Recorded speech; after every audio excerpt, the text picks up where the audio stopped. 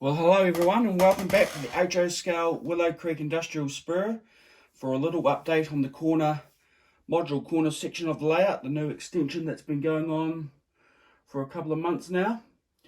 I'm really quite excited about how this is progressing. The ideas are all sort of coming to fruition. So first off, we'll start over here. We've got the distribution warehouse. Now this was made out of the Walters Lakeville warehouse, that big massive kit, you know. So there's been a lot of kit bashing and moving of parts around to get it sort of fitting in the area. So I'm pretty happy with how I've got it now. Over on the side here, you'll see we've got a little office bit here. And then we've got another receiving door, outwards door where a box car will be spotted. Then we've got the interior, or the transloading into the trucks area there. So we've got two doors there for that. So there'll be little container trailers and all that sort of good stuff will be fitting in there. So we'll put one in there just for show, so you can sort of get the idea. Now this area here, I am going to build it up and have sort of like a street running, like I've explained in the previous video.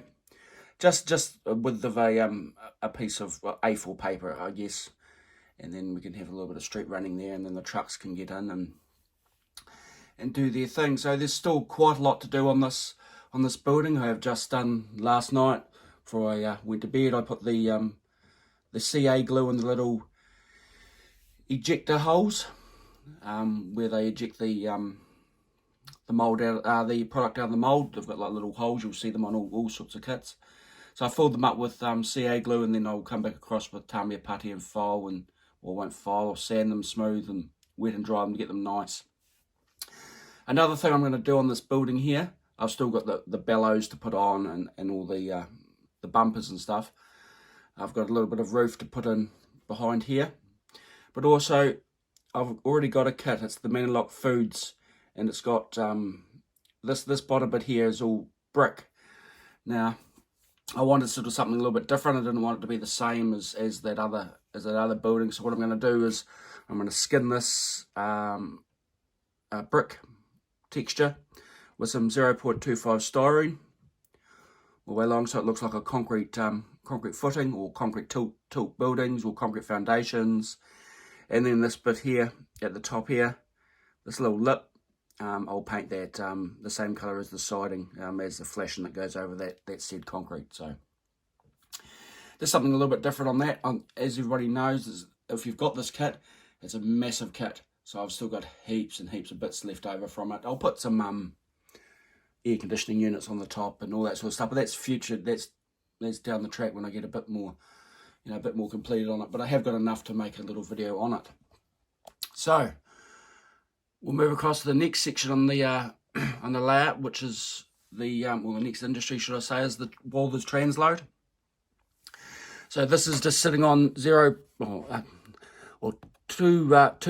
ply that I've PVA glued down, just purely as a filler to lift it up, so I can put my foam on top to do my roads, which I've shown in the past, which is this foam here. A thing in the States, it's called Silly Winks. Over here it's just called EVA foam. I've used it on the transload and various other places as well. So you'll see that there's obviously no building there, but we can put the building in there just for show and tell, I suppose. So building goes around there, give or take somewhere. So the trucks will come out into all this street running and hard standing and that sort of stuff. So that's what that's all about. Now, because I like making my models or buildings come off the layout if they ever need to, I have made these little caps here. These little I suppose the hiding bolts, hiding nuts. So all it is you'll see that bit there, that's the nut, and it's just got bits of styrene up the side, so there's no way that the nut could ever come out. you know, ever turn if you're into the model, if you get what I mean, because that styrene's hard up against the side, the flat side of the nut. And then on top of it, I just put a capping of 0.25 styrene, so even the nut won't even come out of the, if it was sitting like that, the nut wouldn't even pop up the top, which is what that looks like over there. And then you can just glue them to your model. You can put gussets on and all that sort of stuff, and then obviously hide them with your tanks when you put your tanks on. So that's that. So I hope that makes sort of sense. You can sort of see over there as well. I've done the I made the ejector holes, filled them all up. I was just pedantic about it because, you know, it's all going to be seen and stuff like that. So, and when it comes to all the we're just talking about the painting and stuff. Like, I just make like little substructures. I find a lot easier to do that than you know, with my little. Geez, that's close, isn't it? All the bits and pieces that fit in there, the filler and obviously the building and the bollards and the floor and stuff. Just easy just to paint and then put together, because I wanted the roof to come off it.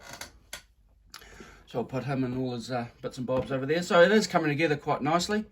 I've still got the back centre paint black.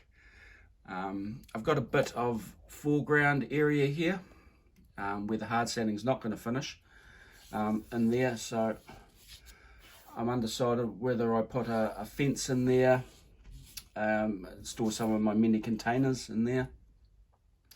I did have the idea of putting in like an old spur. I have seen a lot of people do an old siding, should I say, old track work in there. I'm sort of fascinated by the old tracks and stuff. So, but we'll see how that goes. But hey, I'll put this video up. It's getting pretty long now. As for the rest of the layout, I haven't done anything on it. Like I've been saying, I've just been concentrating on this area. So it's starting to come together. Just takes, you know, as everybody knows, just takes time and working it out, cutting and measuring and stuff. But hey, you know, these Walters kits are good to work with. Also, before I go, 510 subscribers as at the time of this recording. Thanks everyone. I didn't want to do a 500 subscriber, you know, a big thing, 500 subscribers, because you know they come and go. But thanks everyone, and it's really quite pushes me along a bit, makes a person like myself, you know, go that little bit extra just to put some more stuff out there. And you know, that's what the hobby's all about, is sharing ideas, and that's that. So anyway, thanks everybody for watching. Keep an eye out for the February update at the end of the month. I usually do it at the end of the month. If you've got any questions, any comments whatsoever, you know, put them in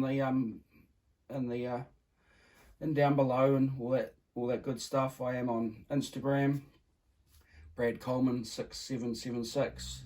I've got the Willow Creek Industrial Spur Facebook page that is now a public page. You know, send me a message. Yeah, I'm always happy to help, and we can all learn together. But hey, thanks everyone. Catch you on the next one.